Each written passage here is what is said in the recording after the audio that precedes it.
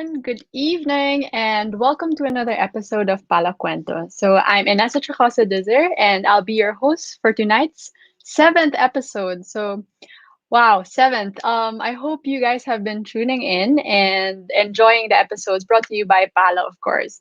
Again, those who are new here, PALAKwento is really a casual conversation between landscape architects, promoting the practice, the different services, and of course, sharing ideas, anything and everything under landscape architecture. So, for tonight, our episode is about being a landscape architect and others. And we will be joined in by two of our very own landscape architects who have diverse to, other fields besides their own practices. So, for our viewers tonight, this episode is perfect for you if you're thinking about experiencing or expanding your businesses and your practices, venturing into different things while being a landscape architect. So let's diversify.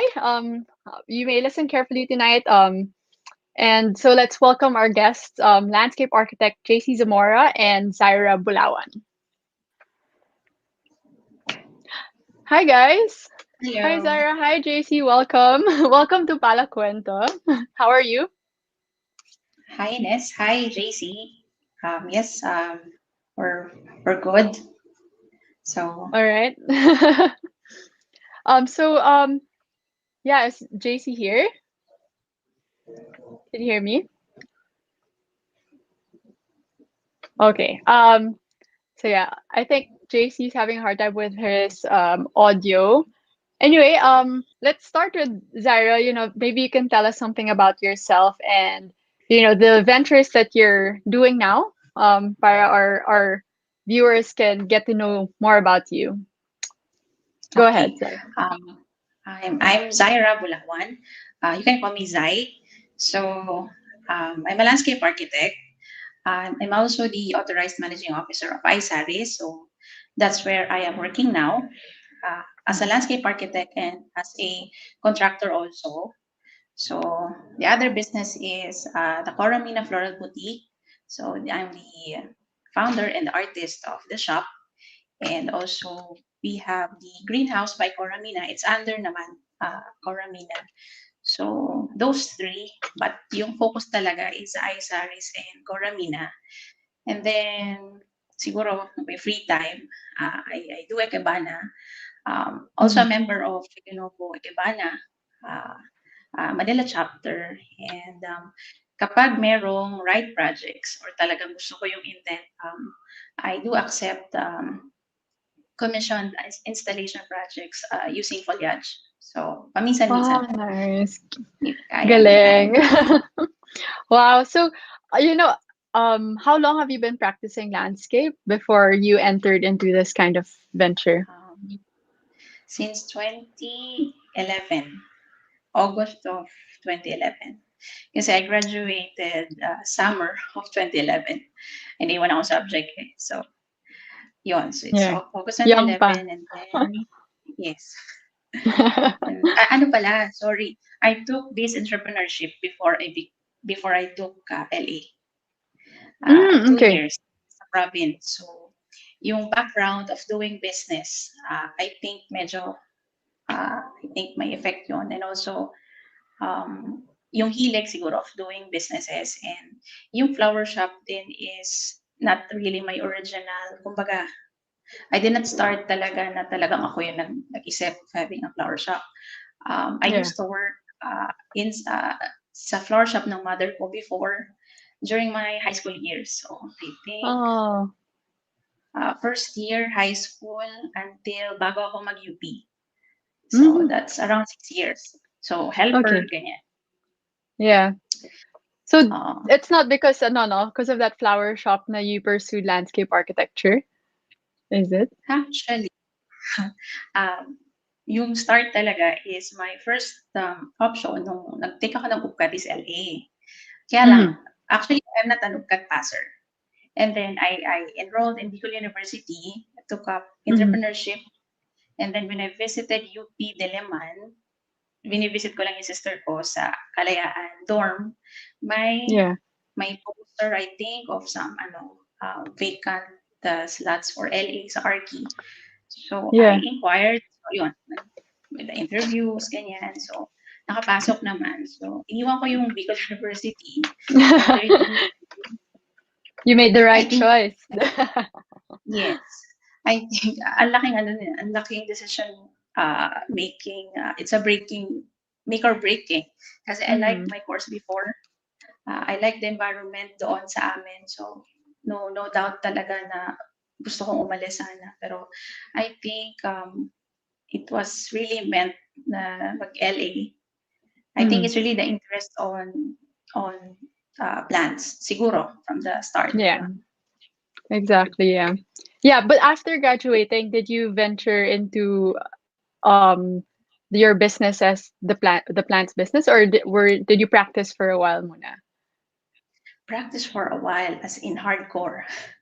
I Ah, mean, the usual corporate type of work na meron tayo.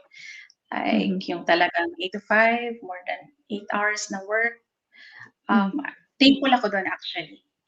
That training talaga helped me well.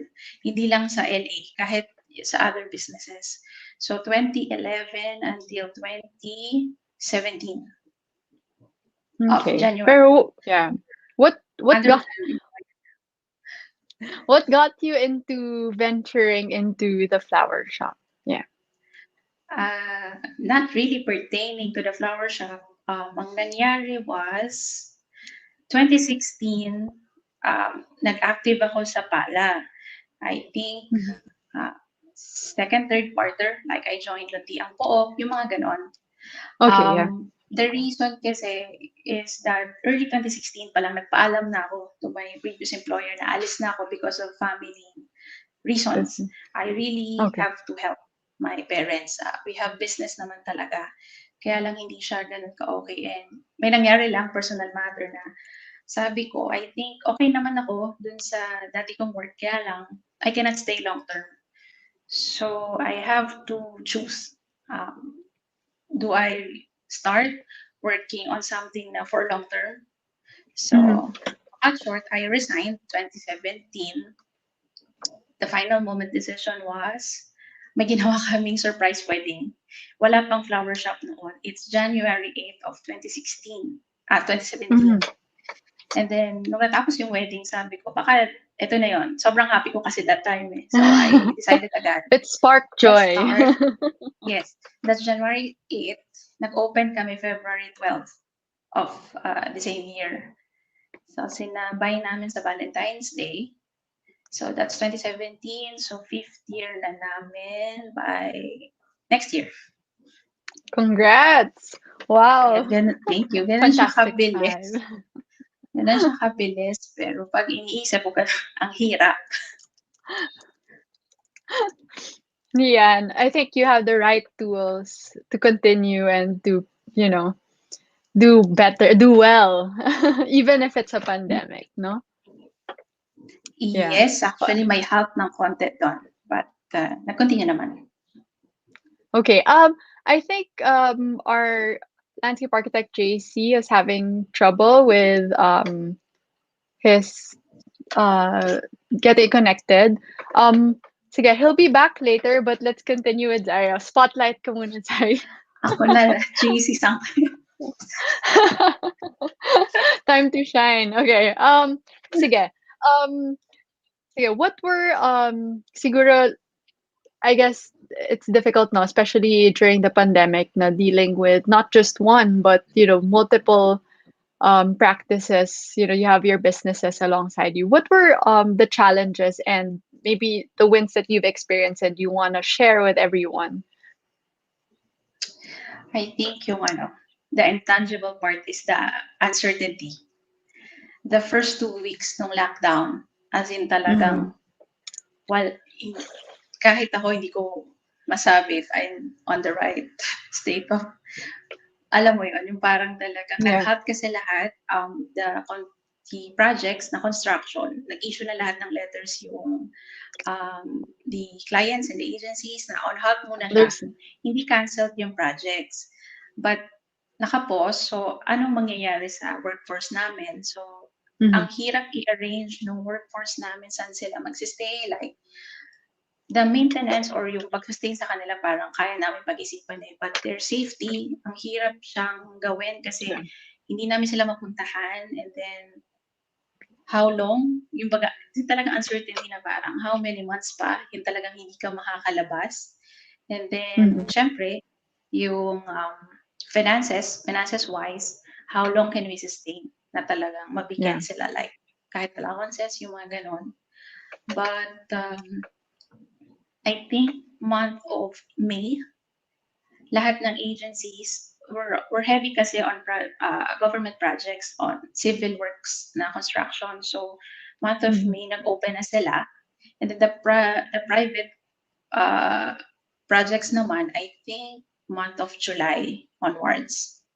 Okay. So medyo matagal yung antayan. So those were the times kung ba't nagkaroon ng greenhouse by Cora Mina kasi siguro aaminin ko na hindi talaga ako sanay ng walang ginagawa siguro. So I think yung nasi-stress ako, nara-rattle ako na parang will Cora Mina survive? Yun talaga yung question ko eh, na parang will it survive? Kasi if it will not, paano yung regulars na tao namin sa shop? I have to maintain them. Hindi ko talaga iniisip Understand. na, alam mo yun, yung talagang mag-quit na lang. Kasi they've worked for the shop siguro 3 years na rin. And the training, sobrang Mhm. hirap. So parang um, sabi ko, kahit wala na nga client eh, just to maintain them. Kumbaga, just to help us all Yeah. together get through. So to the point na ano na lang, like padala na lang allowances, but no clients, no profits, Yeah. no whatsoever. Pero okay lang. And then, ano bang nangyari? Mother's Day. Yung, di ba, the lockdown is March.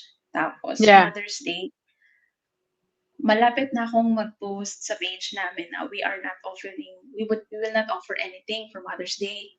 Kaya Mhm. lang, the regular ones talaga yung medyo nahihiya ako, talaga nagme-message sila early on like month of April, especially the Yeah. Pala community. Ayun pala, gusto ko sabihin, super thank you sa Pala community kasi from the board members, sa professors, sa colleagues, sa friends, lahat ko sila clients, regular cases ko, like funerals, birthdays, and weddings, nagiging client namin. So, actually, yun yung nakaka-sustain sa amin for some months.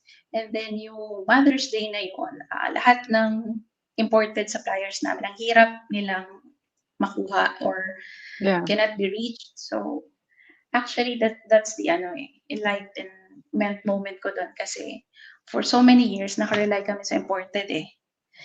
Nakalimutan namin yung locals natin from Baguio. So, I started to tap the Baguio suppliers. Although mahirap din, pero yun yung in-offer namin. Of course, mababa yung cost, so mas madami yung Yeah. orders. But that Mother's Day, wala akong help. Wala akong extra help. Kasi I cannot, ano ba, I cannot sacrifice the safety of our two regulars sa shop. So Mhm. we offered the services. Ako lang. And then naawa yung father ko sa akin. Nakikita niya ako eh.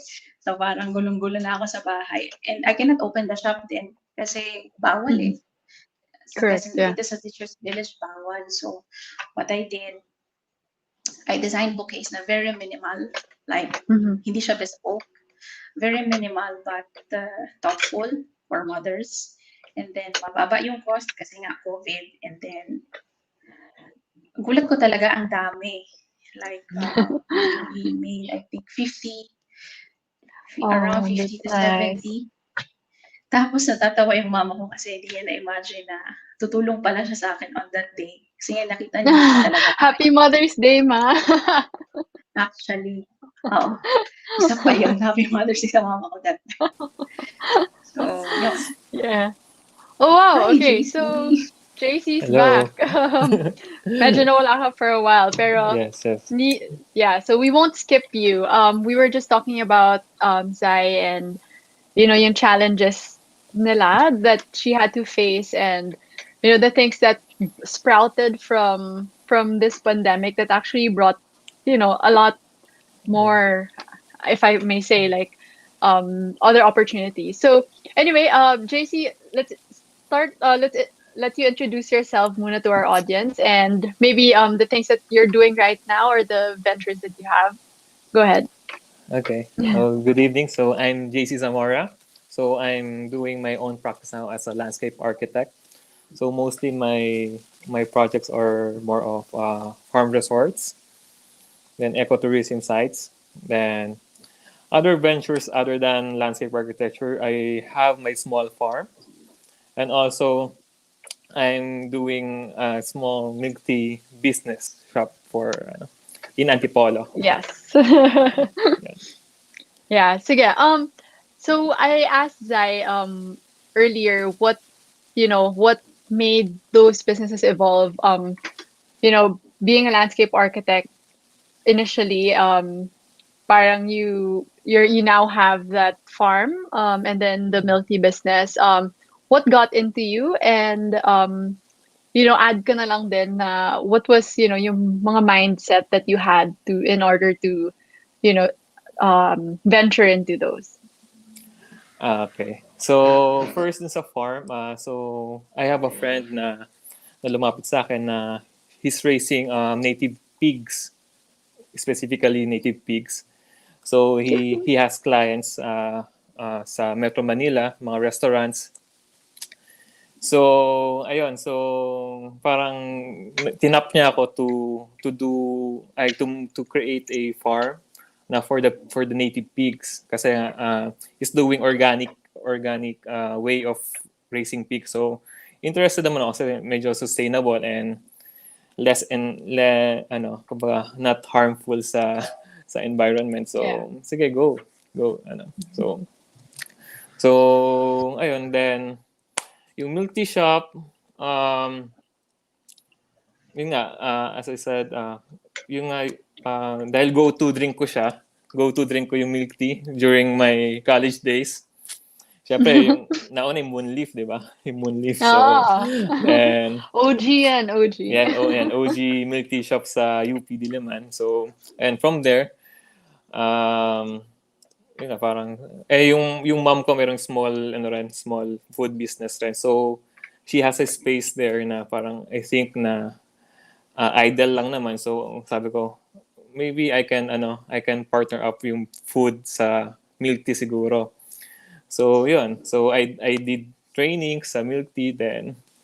At first talaga ako yung nagbabarista, ganyan. So, ayun. So, yun yung naging start ng mga Mhm. businesses. Then, what are my mindset regarding the risk nun? So, for me, take the risk lang kasi nga sobrang from corporate and from super professional um uh, super professional way of of working. So parang I have to parang some kind of different venture naman. So hindi naman masyadong professional. So I did nga yung farm and yung milk tea. But then again, you should take the risk, but then you should calculate it first before doing the business.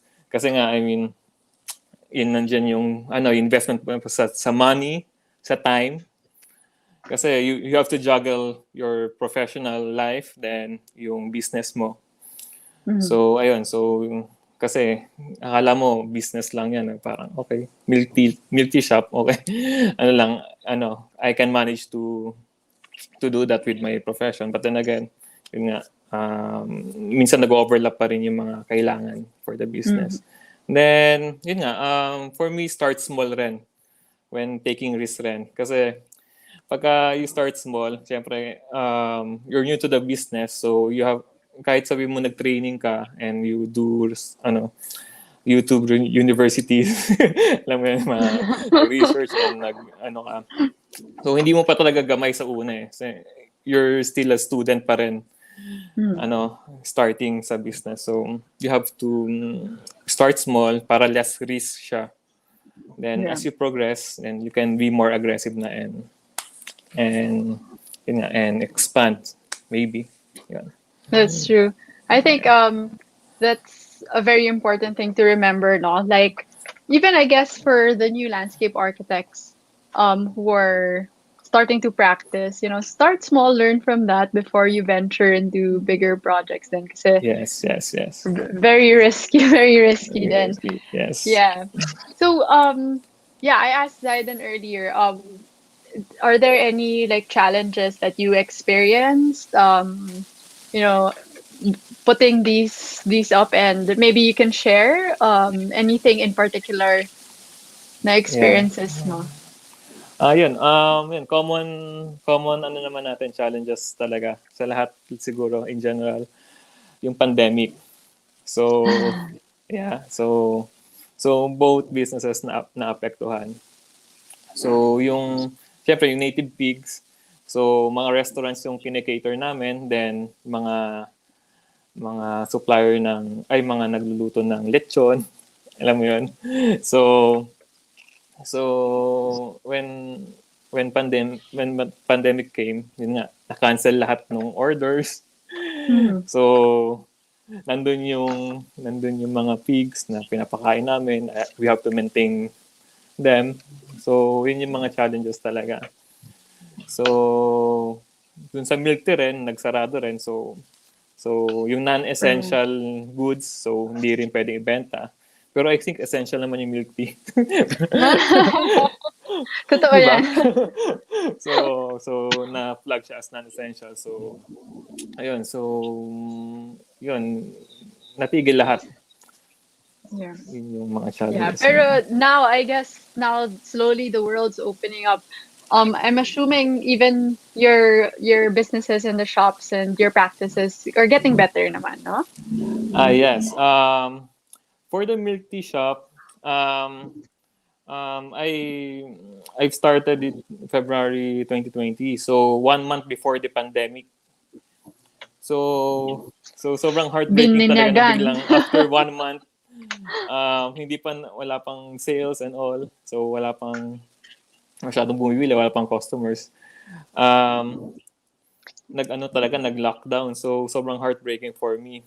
But then again, yung by May or June yata, medyo nag-open up yung Naging government natin. Yeah. ECQ. Sorry, naging GCQ. Naging GCQ, yes. Hmm. So before pa nung mag-GCQ talaga, parang may MECQ pa yata, parang something like that. So excited yung mga tao mag-milk tea kasi hindi sila mag-milk tea for ilang months. So fortunately, ayun, sobrang daming customers, as in yung within the vicinity lang, sobrang dami, as in bulk orders talaga.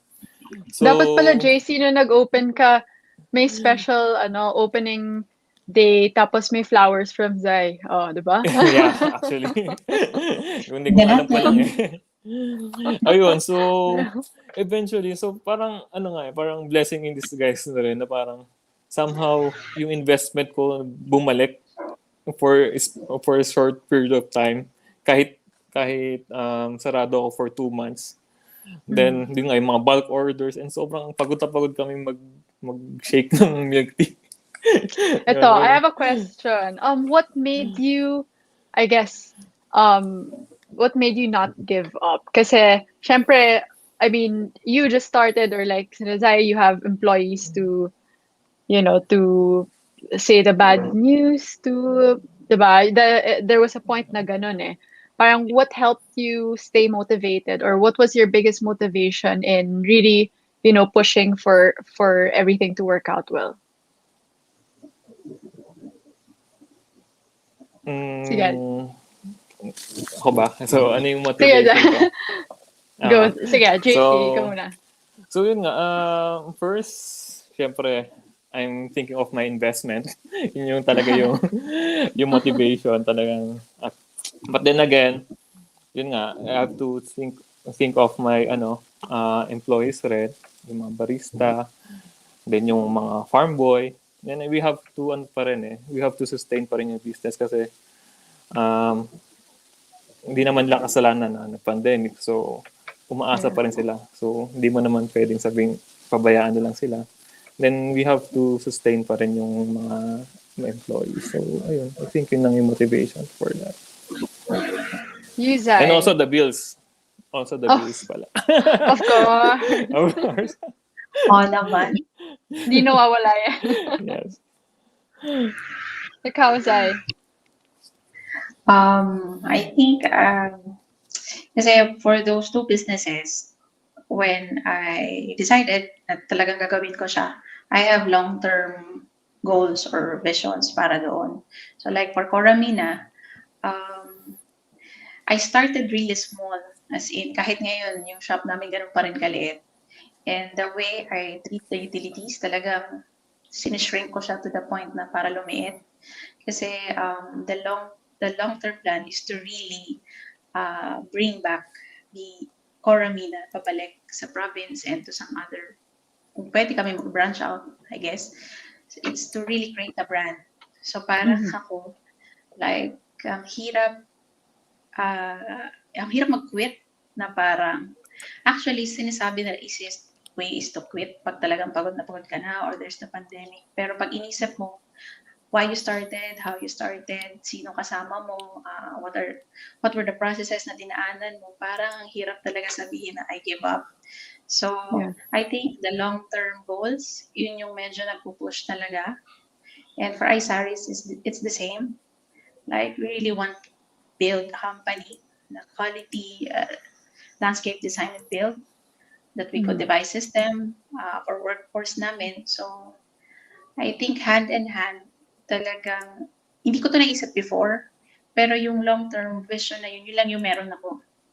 Pero yung mga sinasabi ko ngayon, wala ako nito before. So, yun lang. So, parang itong mga sinasabi ko, learnings na lang siya. Yeah. Like in every business, no, it is the why that really the core thing that really puts everything together, no? Like if you have a Yeah. why in what you're doing, everything Yes, follows. ang pinakamahirap dyan, like everyday, kahit wala pang pandemic, yung talagang pagod. May mga araw na tatanungin ko talaga bakit ko ito ginagawa. Lord. Kahit sarap ng friends ko, sasabihan ako, ginusto mo yan eh, or Yeah. even with my parents, ganun din yung sagot. Yun nga, gusto ko naman siya, and I guess, wala, day to day, wala, laban lang, parang ganun. Actually, talaga ako ng mga ganun eh. Actually, what's actually good with with creating business? It's not about making money talaga or profit. Siguro Yeah. ano na yun, bonus na yun. But then yung maganda sa business is you're creating jobs talaga for people. So it's not about you talaga. It's about them rin. Yun Yeah. lang yung Kasi, No matter what pandemic, no? yes. Yes, mahirap maramdaman yung profit eh. Yeah. Sa huli na yun eh. But then you have to Wala think of eh. your people talaga muna before the profit. Yeah. Yes. Okay. How about in landscape? You know, how long have you been practicing JC? I asked that to Zaina kanina. How long? Ano na ba? 2030. Actually, Magkakaalam na age. since undergrad pa ako, I've been na rin eh. I'm doing part-time job na rin with Holtz eh. So, yung sa ASEA dati. So, siguro nasa 8 years na. 9 years. Doing landscape architecture. Nice, yeah. Yeah, because I mean, I know a lot of landscape architects, or at least students of landscape architecture, who are viewing this stream tonight. Syempre that might get motivated, who knows, or anyone who's watching this might get motivated to, trying out. Minsan kasi scary to start a business, especially now in a pandemic, no? Do you have, baka you have tips or maybe something to share on what they can do in terms of starting their own practice and starting their own businesses? Yeah. Okay. Sige. Ladies first. Ladies first. Yeah. Zay. Advice ba? Tips? Tips. Okay. Yung ganitong lifestyle kasi, it's really difficult. Kasi you'll be taking two lives eh. You'll be living two different worlds, lalo na pag sobrang layo ng industry na isang papasukan. So I think the first one is, if gustong-gusto mo talaga, the first question is, can you compromise your working hours? Talagang given na siya, lagpas-lagpas yung working hours mo. And then, long-term siya eh. Hindi mo siya masasabing 3 months, 6 months mo lang siya magiging lifestyle. It will be long-term until you devise a system na makakapag-delegate ka to others, which is the most difficult part. So, sa advice and tips naman, parang hindi ko pa kaya magbigay ng very concrete advice kasi technically I'm learning the process. Kumbaga nandun pa rin ako sa way papunta and looking for the answers of my question. So, siguro kwento ko ng konti how I started. Yeah, Like, go ahead. when I worked in a corporate world, yung usual natin, in the local design firms, talagang gusto ko yung work. I mean, ayoko talaga umalis. I think I have a future there sa design, sa local. Kahit mag-design and build pa yung local where I worked before, I think I can survive long term. But then again, for some reasons nga, I have to leave. So, unconsciously, napapansin ko, may interest pala. I can see it in the Pinterest. Siguro nag-Pinterest naman kayo, no? So, napansin ko, I created an album like 2 years ago pa pala for flowers without thinking na gusto kong mag-flower shop ulit. Subconsciously, And then, yeah. yes, subconscious. The reason why I'm saying this is, yung business kasi I think mas better if talagang interest mo siya rather than iisipin mo ROI agad. Kasi pag ROI agad, like, ang laging tanong, ano ba yung mabentang business? Sabihin, the basic needs. Well, true enough. But the question is, kaya mo ba siyang panindigan? Like, kung nagka-pandemic, katulad ngayon, or talagang natamaan ka ng konting business crisis, kaya mo pa ba siyang sabihin, kaya ko pa, or bibitawan mo na lang? Like, for example, if food is the basic business, like kay JC, meron siyang inclination doon, pero ako wala masyado. If I open, siguro, a restaurant, small restaurant, baka ngayon matagal ko na siyang iniwan. Kasi it's not my forte, hindi ko siya kayang panindigan. Mahirap So, yun, yeah. mahirap. So, first tip is yun nga, your interest talaga, what yung very closest to your heart. Kasi ang hirap sabihin na what you love, kasi merong mga taong sasabihin sa akin, hindi ko nga alam gusto ko eh. Sabi ganun, di ba?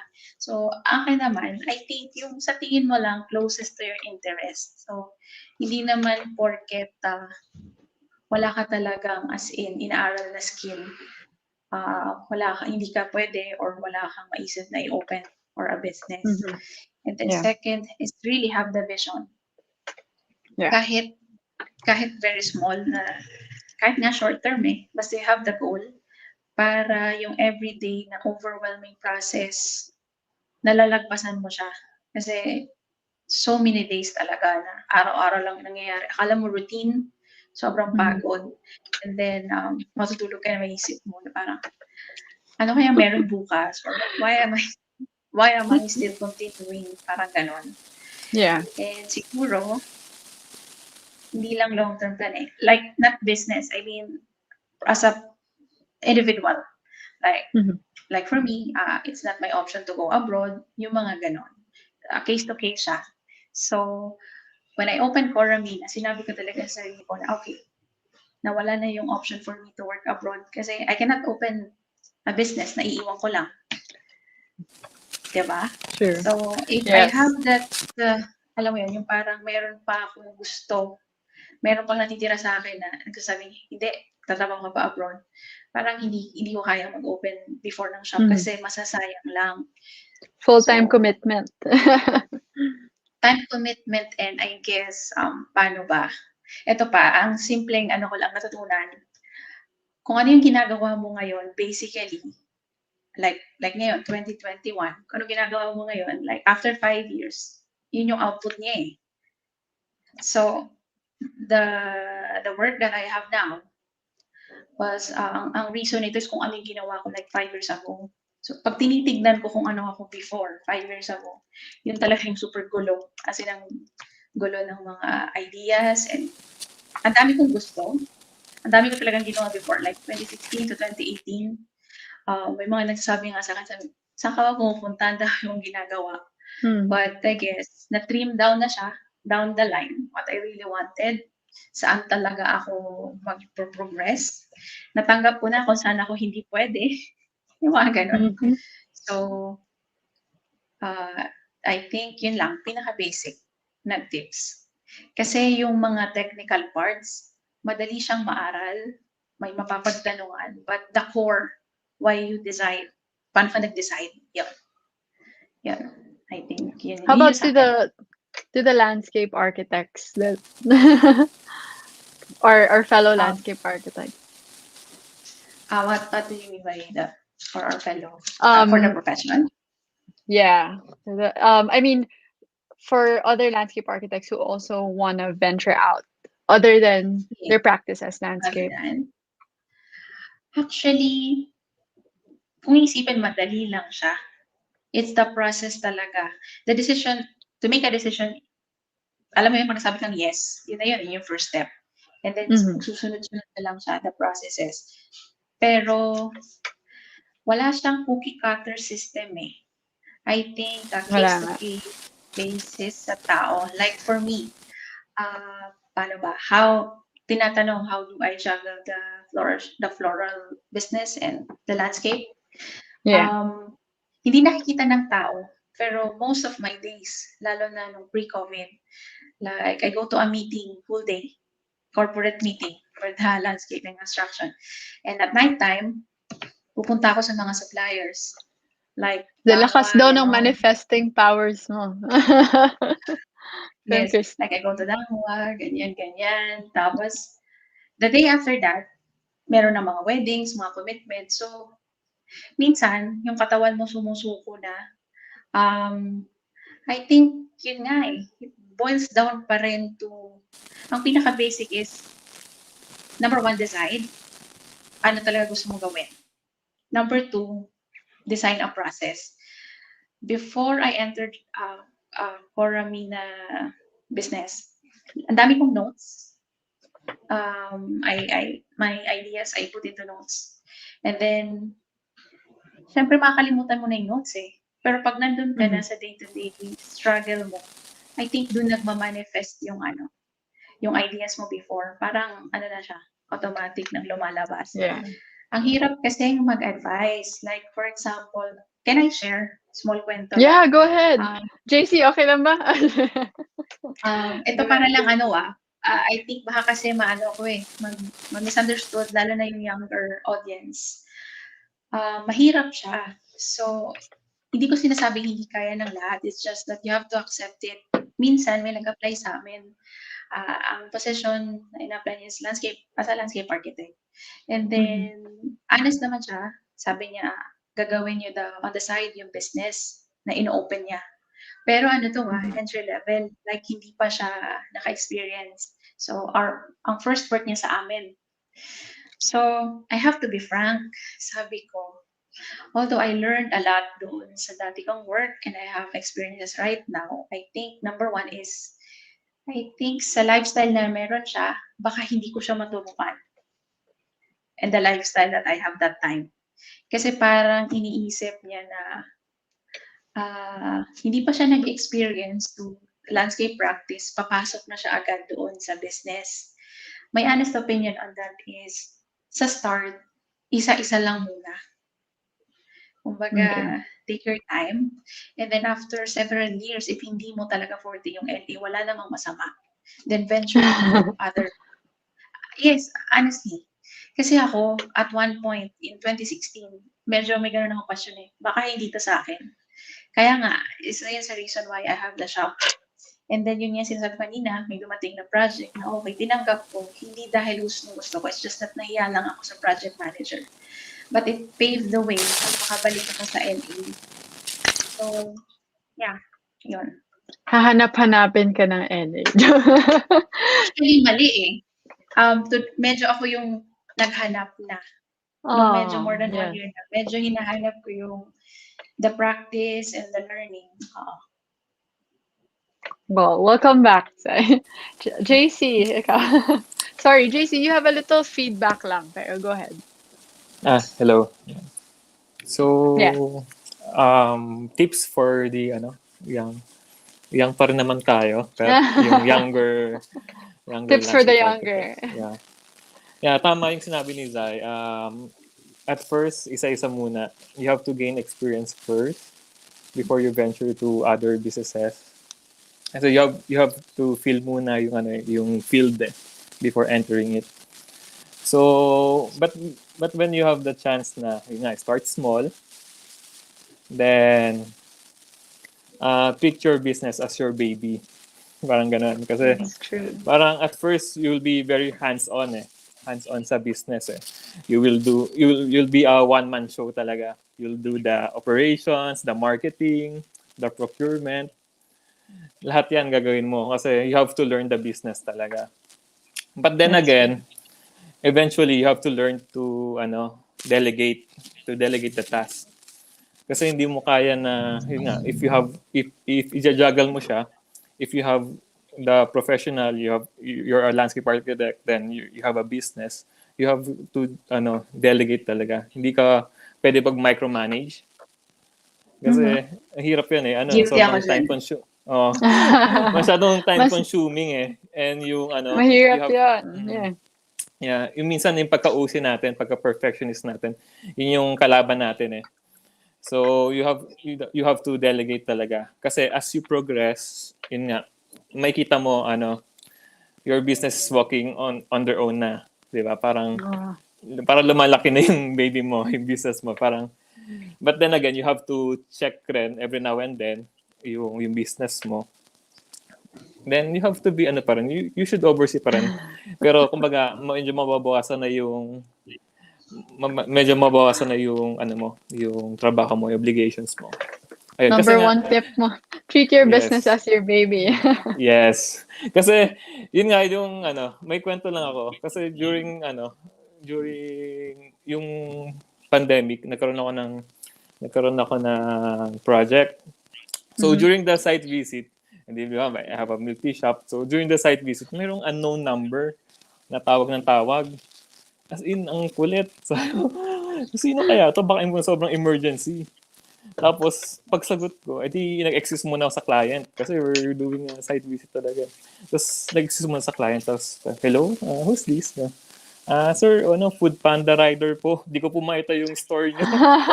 food, food panda rider pala. Alam mo yun? I mean, you have to deal with different kinds of people talaga Yeah. when you're doing where you doing business and profession. Yeah. So yun. So even yun lang naman. So and also one tip, learn how to sell. Kasi at the end of the day, we are tindero, tinderas. We sell ourselves Exactly. we sell our products, we sell our services. Kahit ano pa yan, kahit milk tea pa yan, kahit yung service natin as a landscape architect. We have to sell talaga. We have to sell our kasi yun nga, there are so many competitions talaga. So, yun nga, you have to learn yun nga, mga social media marketing, ganyan. So, magiging diverse talaga yung skills mo So, yeah. Nagiging one-man team bigla, no? Kailangan Yes. you need to know Actually, the yun ropes. yung yun yung right word, one man team talaga. Sa totoo lang, Mhm. sa start. Yeah. Sa start, one-man team talaga. Marketing, lahat na, pati poster. Oh, Yun nga, pagsagot ng mga lala mo, Oo. panda. Oo. Oo yun. Yes. And that's Lagi things ako that you may don't learn in ganun. school, diba? Yes. Totoo. That's things that you learn in experience lang talaga. Yes. Correct. So, if there's anything,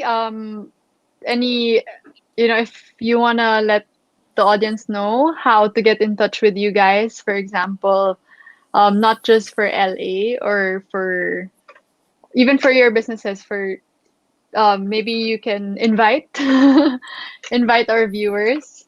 Promote. This is your chance to promote. Go Zai. Okay, Carmina. for Coramina, We are active in IG and Facebook. So it's Coramina Manila. And our email address is coraminamanila@gmail.com. So wala pa kaming website as of the moment, although we started working on it. Yun nga eh, dyan tayo one-man team. So I cannot prioritize it for the moment kasi um, the brand or the intent of Coramina talaga is to be bespoke. So yun nga eh, yun yung isa sa mahirap din pala. Hindi ko mabawi yung intent before of the Coramina to be bespoke. So it's a slow process. And then for iSaris, it's isaris@gmail.com and IG and Facebook, pero much better for email. And then for personal collaborations, kasi in the LA field, hindi ko na-mention lahat. Some of us, we have collaboration works, like for installation. So kilala niyo naman ako sa Facebook or my number. Pwede niyo lang ako i-message. So, yun yung mga breeder projects ko eh. Yun yung mga gusto ko. Yung mga installation projects. So, yes. Yeah. Yeah. Go JC, para they know how to get in touch with you, or kung biglang they have a midnight craving, ganyan. Saan nila hanapin yung milk tea mo? Actually, yung milk tea shop ko sa Antipolo lang naman. So, Dojo Milk Tea siya. So, DOJO Milk Tea. So, search nyo lang sa Facebook, then you can order them. Ewan kung aabot yung Food Panda sa inyo or Grab. So, pagka within Antipolo, abot naman. So, but then if you have special orders, then bulk, pwede nyo akong i-message sa Facebook. Then, for the farm, actually yun nga, hindi ko pala yung kinaikwento. So, we're just restructuring yung farm. So, kasi nga, hindi na profitable yung pigs. So, we're just restructuring it. So, update ko lang kayo about that. So, I'm planning to convert it to a bamboo treatment facility kasi nga I did bamboo boot camp. So na-inspire ako din sa boot camp. So I'm planning to build a treatment facility for bamboos para magamit sa mga projects rin or for my personal use. And eventually mag-blend kumbaga ang goal ko kasi is to blend bamboo architecture to the landscape para sa mga resorts, ganyan, sa mga ecotourism resorts na eventually, hopefully, magawa natin. Nice, ayun. So, and yung sa businessman mga... ka talaga. Yeah. So, yun nga, I have to be flexible talaga kasi kumbaga ayoko rin naman na i-taken as a failure rin yung nangyari sa farm, but then I have to think of other ways to profit. I think hindi siya failure yung nangyari. I think lang yan. Since nasimulan mo na I think you can divert to some other line kasi ang laki naman ng umbrella Yes, yun na nga. That's true. Yan. So, and for simulan. Yeah. There's a question here from Byron. Zyra, when do you feel or know when you have to make the leap daw? Okay. Alam ko na yung mga ganyan tanong Kasi sobrang hirap na hirap din ako on my part nung nandyan ako sa stage na yan. Paano ba? Imagine, 2016, kinausap ko na yung boss ko before that I would resign 2016.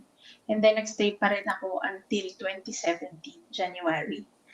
1 year. Paalam ako, nag-1 year pa ako nagstay. And then, slowly, I exposed myself to a lot of things. Like, yun nga, nag-active ako sa PALA. I joined PHSI, the Horticultural Society. I joined Ikebana, lahat na. I even tried making sidelines sa interior racket sa mga friends ko with ID. Alam mo yun, parang na-burnout ako at some point sa dati kong work. But again, I want to try something. And then, yun nga, yung na-experience ko yung working with florals doon sa isang surprise wedding. Yun nga, hindi ko siya Surprise wedding, wedding. Yes, it's a surprise Surprise wedding wedding. Ayaw mo? ko siyang gawin. Sa'yo?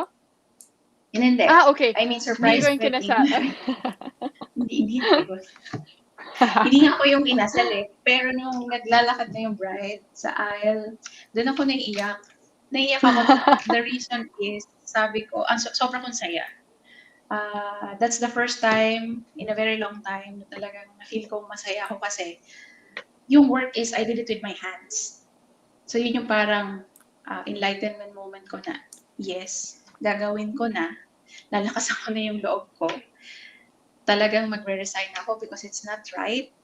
Yung heart ko parang half-hearted na ako sa kabila.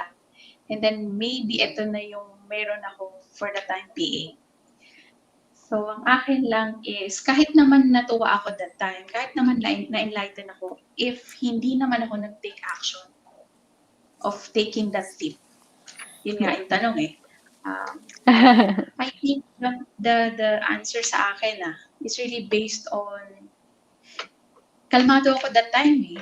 Nagkaroon ako ng peace of mind nung nasabi ko sarili kong okay, gagawin ko na siya. And dire-diretso na talaga from there. Yung work na meron ako ngayon, it started from there. Kahit it's about the floral business, but dumire-diretso siya hanggang ngayon sa landscape design ng LA. So I think, I know Byron who asked, hi Byron, kaya mo yan. Kaya mo yung leap. May pinagdadaanan din yata. Sa totoo lang, Jump na, hindi ako Byron. ready. Jump na. Jump lang. Hindi ako Wag ready nang leap. that time. Oo nga eh. You'll never know pag hindi ka nag-leap or nag-jump. Sa totoo lang, very thankful ako that time. Kung hindi ko siya ginawa, I mean, alam mo, fast forward 5 years down the line. Yan. Yeah. Di ba parang they said, if you don't try, wala rin mangyayari. You'll be stuck wherever you're gonna. Yes. Yeah. You have to take the first step. Try, actually, hindi lang naman first step. I-try mo lahat. I mean, lahat ng human nature. Based on experience, yes. Yes. Yeah. Try lang. Hanggang sa magsawa sila sa'yo.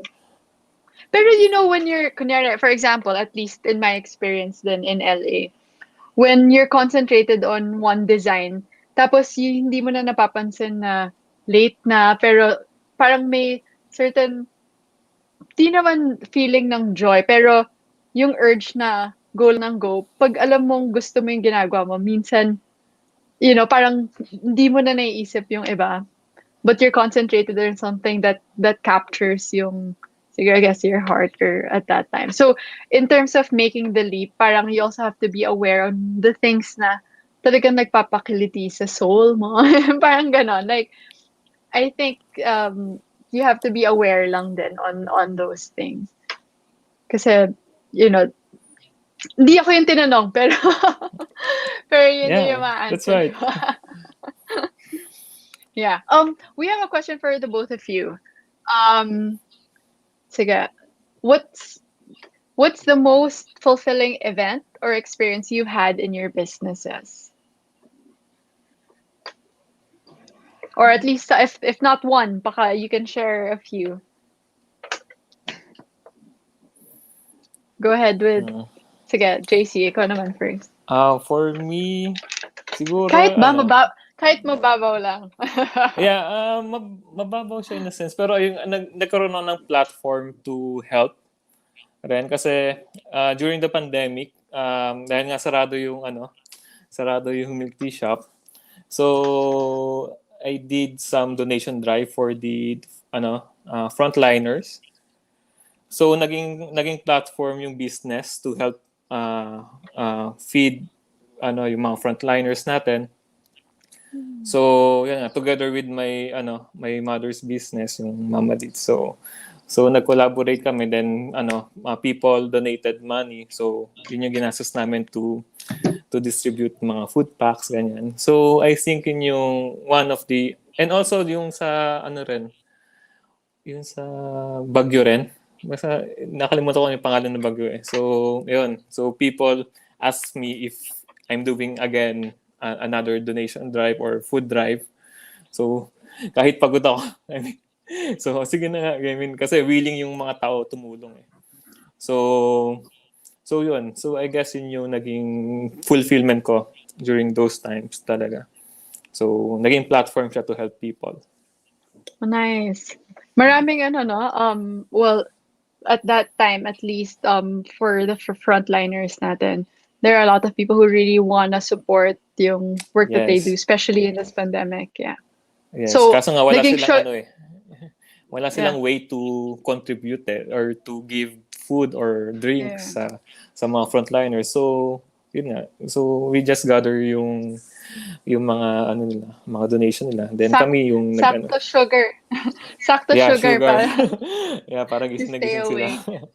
So Yeah. yun. How about And you? yun nga, Yeah. yung makita yung ano yung reaction ng mga frontliners when we deliver it. Syempre medyo may risk din sa amin kasi nagpupunta kami sa mga ospital giving out those food.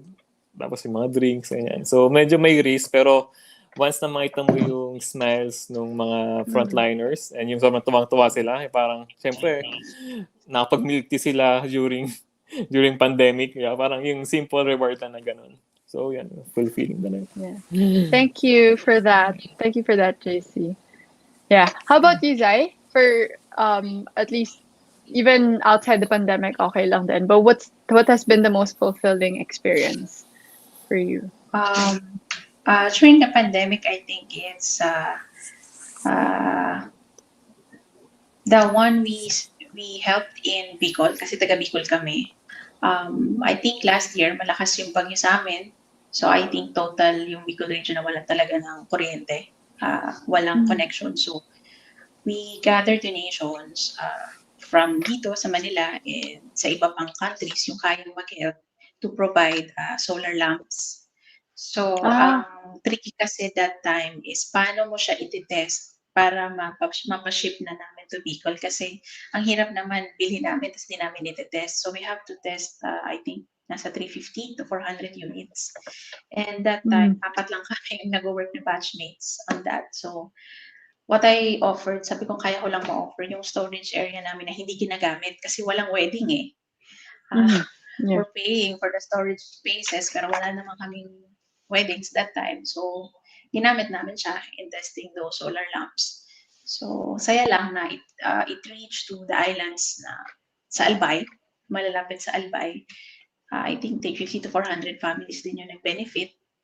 So, ang maganda din talaga sa business, I think yung fulfilling part is any part of your resources, kahit labor force lang eh, na yun yung naging contribution mo in helping others.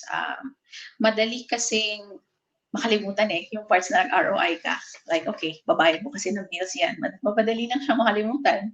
Pero yung Yeah. parts na ganyan na you have so little to give, pero trinay mo pa din, isa yun sa pinaka-fulfilling. And then, the best part is, it's a Foramina flower shop sa amin in 2018, at I think, or tama, 2018, around this month, October, I was invited to be a speaker in PUP. PUP or TIP. Ang audience ay interior design students. We have to give, I have to give a lecture on how to do flower business. And then, friend ko naman yung professor eh.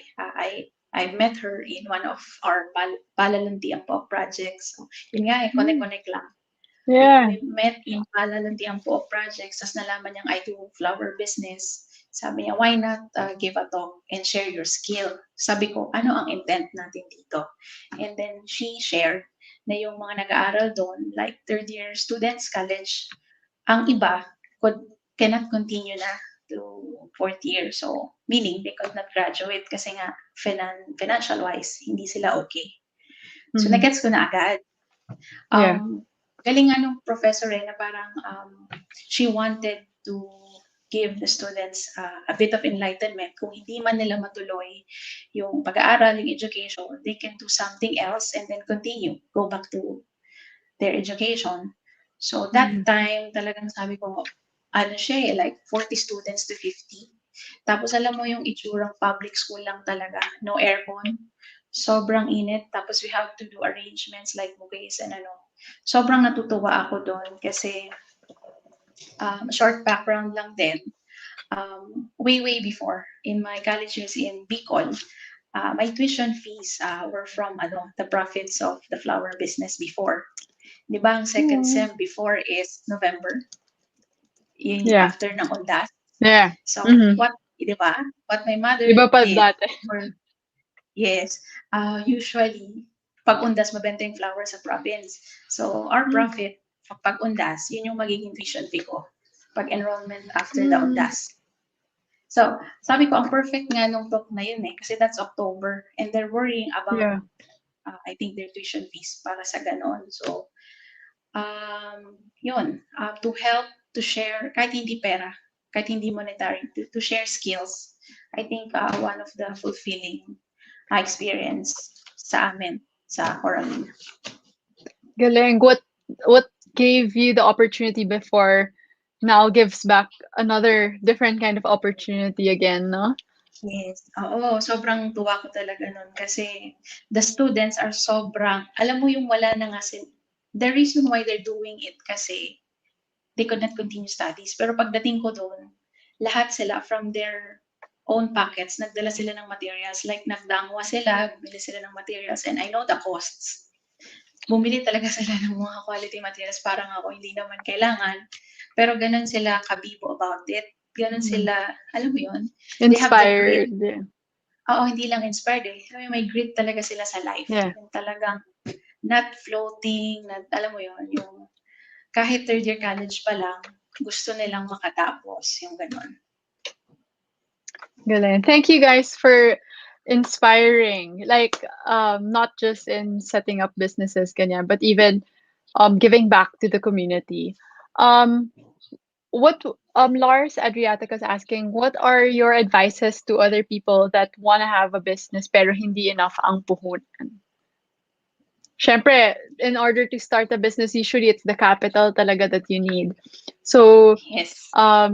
yes. So if, let's say, kulang sa puhunan, are there any tips or maybe advice that you can give to those who have what they know what they want to do but don't have the means to do it? Sige, Zai, or JC, anyone? Pwede naman, sige. Okay. Tricky yung question na to kasi actually, I think the audience here is pala, diba? So we are all graduates of landscape architecture. Having that sa sarili natin, having that degree is good enough as your resource. Hindi man, I mean, you can do the LA work and then do sidelines like rackets or maging slashers man kayo just to have that puhunan. Konting kwento lang how I started the design. Hindi dahil may construction business kami. Yun yung reason why I have the design office. Partly, yes. My parents are out of no choice na sila. They give me one project to supervise. Kasi wala kaming tao at that time. It's a landscape project. And then, they paid me. Alam mo yun, parang kung ano yung ibabayad sa isang PM, hindi ibabayad sa akin. That amount of money, kahit gustong-gusto ko mag-travel, nilagay ko siya sa savings. And then when I decided to open the shop, yun yung ginamit ko. So, the lesson there is, hindi naman kailangan meron ka agad na malaki. Kasi maliit lang yung dati sa akin Pag inisip ko yung pera na meron ako before, I can only sustain the shop in 6 months. Kasi it's not my option to borrow from my parents then back then. Kasi hindi naman sa not supporting, but they're not really into it na I venture to flower shop business agad. Kasi nga, they wanted na mag-focus ako sa construction. So, ang tanong nila is, why are you doing this? So, ang akin lang, pinanindigan ko siya. Yung ipon na yon, yung kalate-late na ipon na yon, actually, paubos na siya nung 6 months. Doon pumasok yung sinasabi ko kaninang LA work. Tinanggap ko siya out of pangangailangan ko din. So, the profit I had for that landscape contract, sobrang liit din. Parang pinagsaswap ko lang. So yung rentals ko doon sa shop, kinuha ko doon sa LA, and then pabalik, and then pabalik. They help hand in hand. So, yun nga eh. Parang Hindi talaga enough. couple yan. Saluhan. Yes. Hindi dahil wala kang puhunan, masastuck ka na lang na wala eh, or mag-iisip ka mag-loan.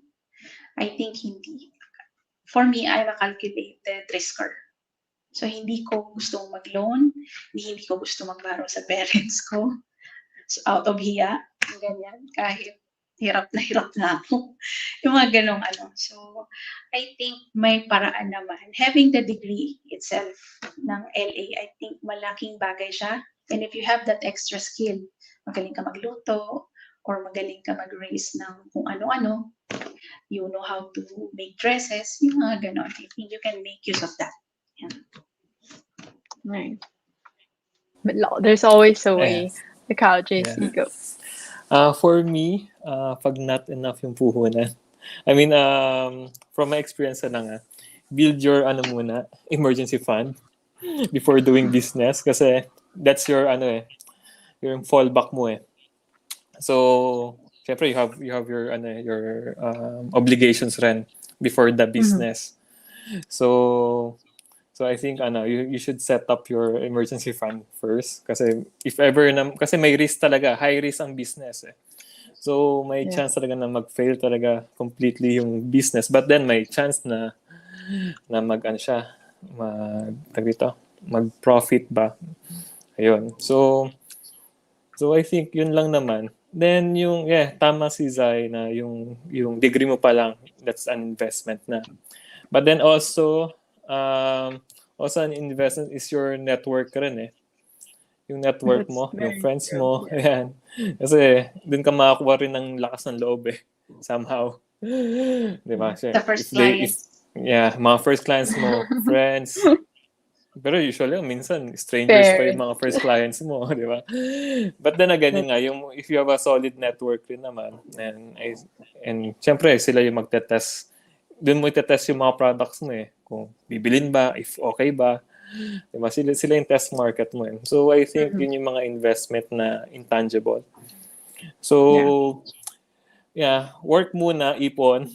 Then if you have enough, yung kaya mong mawala, yung perang kaya mong mawala, I mean, di naman talaga mawawala. I mean, if kaya, yun yung pambibusiness mo, i-risk mo. Yeah. Yung kaya mong i-risk. Kumbaga, if mawala siya, okay lang. You have work pa rin naman. So, yun. Dapat pala may isa pa tayong episode regarding financial. Kasi complicated. Sobrang balancing finances. Exactly. Yeah. Okay. Sige. Well, I hope a lot were inspired by our conversations now. I guess, in terms of your tips, it's really, following what's closest to your heart. And, having that vision, and everything will follow. And the little things also that you do, especially even in your practice as a landscape architect, they all add up to becoming who you are. So thank you guys for sharing and giving hope to the people who also want to try to do something else outside landscape architecture. Is there anything else that you want to say, or maybe a message to our audience regarding LA and other businesses outside LA? No naman? Wala naman. I mean, siguro yun eh. Mahahaba na naman. I think siguro Si Zyra. sa LA part, kasi baka sabihin, kami ni JC eh, we're more on the other part of the Pero the more you do business, other businesses, aside from LA, the more you would realize na yung profession natin sa landscape architect is really, alam mo yun, it's really a different one. Isa siya sa profession na malaking tulong sa community just by doing it properly. So parang if you're into design or if you're into construction, kahit saan pa yan, basta under the landscape architecture field, I think we can do better as an individual. And then if we collaborate as a community, What I mean by proper is, alam mo yun, we do justice doon sa profession, hindi yung, alam mo yun, siguro Yeah. naiintindihan ako ng iba. Kung gaano man kami kaseryoso, siguro, I think we're the same with JC, gaano man kami kaseryoso sa ibang businesses, we still have the heart for LA. Kaya nga, I think Yeah. yun yung reason ba't di namin siya mabitawan eh. Yes. Kasi, But then sa again, totoo lang, ang LA, hirap. yeah, yung LA is a business itself. So LA is a Exactly. business. So Yeah. kung ano yung ma-apply mo doon sa business mo, ma-apply mo rin naman talaga sa profession True. sa LA. True. Siguro ang last sa akin, Yeah. thank you talaga sa mga Pala friends. Laking tulong sa Coravina, lalo na nung COVID, daming clients. Sa madaming weddings na napunta sa amin, LA couples, si Bong, Kami, Ken, Oh. Alma, CA, thank you sa inyong lahat. To Pala board, your requirements, flower requirements, laging nasa amin. Super thank you. Yeah. Friends, yeah, Oh, thank that's you. nice. Thank you daw from So, James. thank you rin. Thank Thank you sa lahat ng pala. Thank you for your time. Sana may nakuha kayo sa amin. Yeah. So no, Maren, we learned a lot tonight. I guess not not just yung businesses niya, but even in terms of landscape architecture. I mean, we can apply everything that you mentioned to our practice. Like we can also in a way help give back. Also learn how to really find the vision in our practice. What we really intend to do, 'di ba? Parang ganon. Even in terms of like the motivations natin, we can also apply that to LA. So thank you guys for the learnings tonight, and I hope you guys enjoyed. Yeah, I of hope you course. guys enjoyed. Yeah. Oo naman, kahit kabang-kaba kami kanina. Thank you rin, Ines, for your time. Hindi, parang natural naman Thank eh. you. Kulang pa nga yung time natin. Oo nga eh. Parang masarap mong magkwentuhan. Yeah. So, yeah, but anyway, Yeah, the hi, Pala Sir B. community, yeah, Hi, sir. The Hi, Pala Sir V. community will always be here for you guys, and for anyone who's also having, or even other businesses that you have, we can always share in our organization. That's why we're here. Diba? We lift each other up. So, Yes, of yeah, course. exactly. Yeah. So again, thank you guys. Thank you, Sai. Thank you, JC, for being here tonight and for spending the Monday night with us. Happy week ahead. And, Isa pa alright. namang Thank you. another week to hustle, diba? So hope you guys had fun, and hope the viewers also learned a lot from you guys. So sana na motivate din sila. Yes. So thank you. Sana. Yeah. So, thank you. Thank you, Ned. Bye, Yeah. guys. Yeah. So thank you everyone for tuning in tonight. Hope you guys learned a lot. Always remember to do things that are closest to your heart. And always have that vision so that everything would follow. I mean, that I think that's the biggest takeaway from tonight's episode. So yeah, stay tuned for other episode for our eighth episode on every Monday at 8 p.m. Here in Facebook Live or in YouTube.